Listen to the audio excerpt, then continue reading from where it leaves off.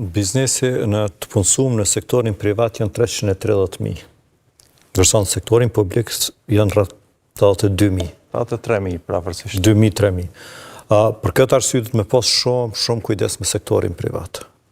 Duhet me rujtë se përveç ata 300 sa mi e marrin pagën mënyrë drejt për drejt. Edhe këtë 83.000-shi, pra prej këtij biznesi e merr pagën vetëm në mënyrë indirekte, nëpërmjet buxhetit, taksat që i paguajnë dhe përmes buxhetit. Bizneset në Kosovë nuk është kjo vetëm sfida e vetme që e kanë, ose që ju ka dalë. Kanë pasur edhe shumë sfida tjera me cilat po përballen. Për shembull, u bë viti 5 ose 6 që bizneset nuk kanë një freskim të politika fiskale. Gjatë tërë kohës kërkojnë politika fiskale më të favorshme. Jo diçka që nuk e kanë vendet të rajonit, jo diçka që nuk e kanë bizneset e Bashkimit Evropian. Nuk kemi reforma në sistemin arsimor. Një analizë që kemi bërë brenda odës ekonomike me një mosër për 500 biznese. Sfida e parë është mungesa e fuqisë punëtore. Sfida e dytë, mas kësaj, është mungesa e fuqisë punëtore të kualifikuar. Çka nënkupton që përveç që këtë fuqi punëtore që e kemi, nuk është e kualifikuar, nuk është e përgatitur për kërkesat të cilat sot i ka biznesi. Nuk e kem në sistemin e sundimit ligjit një reformë. Kur them një reformë, jo duke i kritiku, duke i shoh gjyqtarët, prokurorët, po duke i ofru buxhet, duke i ofru staf ekstra që lanë të zgjidhen në një periudhë sa më të shkurtë kohore. Biznesi nuk ka kohë me prit 3 vjet një kontest, një kontratë e mos zgjidhen, shkallë të parë. Nëse nuk pajtohet edhe 3 vjet tjera në apel, 6 vite me të zgjidhur një kontest civil.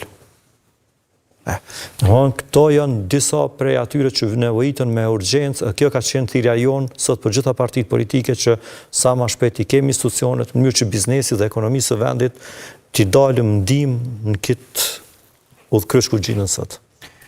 Pyetje për zotrin Kasaniku dhe zotrin Sefaj. Në vitin 2019 Albin Kurti ka thonë që energjia duhet më liru sepse është tepër e shtrejt kur flajmë mbi gjithë këtë energji, mbi gjithë këtë çmyr.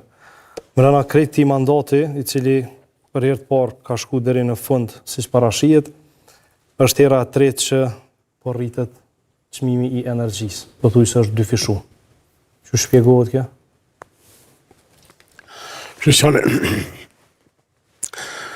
unë kur fola për ZRR se çka ka mandat, o përsëris, nuk është mandati ZRR-s që të arsyetoj shpenzimet e panevojshme ose keq menaxhimet. Një shembull konkret. Para disa vitesh, rrjedhjet teknike dhe humbjet komerciale kanë arritur deri në 30%. Tash po ndi se ka radikun 5-6-7-8%. Po prapë është një hapësinë, një rezervë mbrëmshme e cila mund të përdoret që me para pengu, me prevenu rritjen e çmimit. Një tjetër, kur ndodhe eksplodimi në Kek, si masë e përkohshme, u morë vendimi për shtrejtimin e energjisë elektrike për 5.8-5.9%. Vendimet e përkohshme, profesor, zgjasin dhe 12 muaj, po. Po zgjasin gati 10 vite. Që rezerva tjetër? Rezerva tjetër për pengimin e shtrejtimit. Një shembull banal, binar në brenda Kekut. Sot se kemi asnjë binar brenda Kekut. Çdo transport përpara është zhvilluar nëpërmes Ekurullës. Sot s'ka Ekurull, s'ka binar. Sot ka vetëm kamiona privat. Shpenzimi enorm i mazotit për reciklim, për rindezin e turbinave. Domethënë çdo gjë po shpenzohet sepse ne si konsumator nuk e kemi fuqinë e reagimit. Ne nuk pyetemi për asgjë, se na duhet të heshtim, ashtu si thot baba, amen, shtamo kapuqe dhe shkopin flej. Jo. Ne duhet të ndjekim votën tonë, se me votën tonë demokratike të lirë, ne i zgjedhim qeverit. Por edhe duhet të mos zgjedhim nëse nuk i përfillin nevojat tona. Ne me taksën tonë e mbajmë shtetin, por ja që keq menaxhon shteti edhe kërkon parë ekstra për rrym edhe për shpenzime tjera. Do me thonë, qeveria edhe politikanët mund të thonë çka të duan, por ne duhet të hapim syt dhe të vendosim drejt për intereset tona, e jo unë për shkak të votoj për të fut në punë për ta punësuar një familjar. Unë duhet votoj që t'i fus në punë të gjithë familjarët e të gjithëve. Jemi shumë të ngushtë që nga vota, që nga taksa e të tjerat. Dhe, po vje keq me thonë, po në një mënyrë jemi të vazalizuar nga partit, ose po i shërbem partit si tifoza sportiv. Ne duhet të jemi të vetëdijshëm. E tash kjo problemi i madh i vetëdijshimit.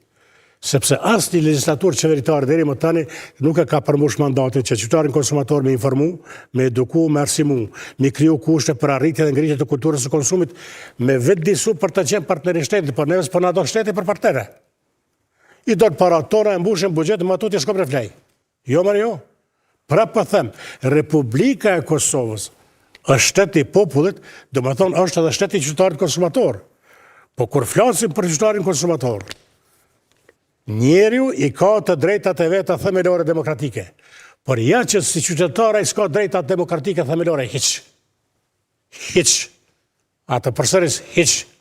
Do me thonë, ne jemi ata që dikujt i shërbejmë për një përdorim. Dhe ashtu si i shërbejmë për një përdorim, ne për një përdorim e japim edhe votën. Nuk e përcjellim atutje. Për një përdorim e japim edhe taksën, nuk e përcjellim atutje. Atëherë ku është faji, bro? Të qytetarë. Pa të jemi vetë kritik, si tha profesori, na vetë jemi fajtorë. Se nuk po i hapim sytë në kohë kur duhet të vendosim me votë dhe me para. Që në kanë rregull, me qenë se kanë vazhdu këtë politika, votat i kemi prapë se si kemi. Zefaj, si e komentar atë që është thënë edhe është vepruar? Qenë ka në rend, se po presim në radhë, në rend po presim. Po, na shqiptarët në përgjithësi na duhet kohë me ndryshu. Edhe pas ndryshimit na duhet kohë për me lëviz, për me bo një ndryshim tjetër. Kem kallëzu që kulturalisht na duhet ma shumë kohë se sa një mandat apo se sa 4 vjet.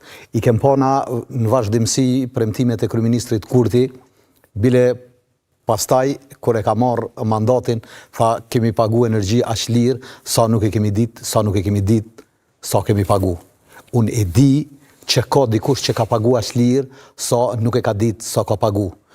Që dikush që merr 1000 euro nga buxheti i Republikës së Kosovës, e si kryeministri më ta ketë obligim ta ushqej vetëm veten e tij apo si ministri i financave të ngjashme.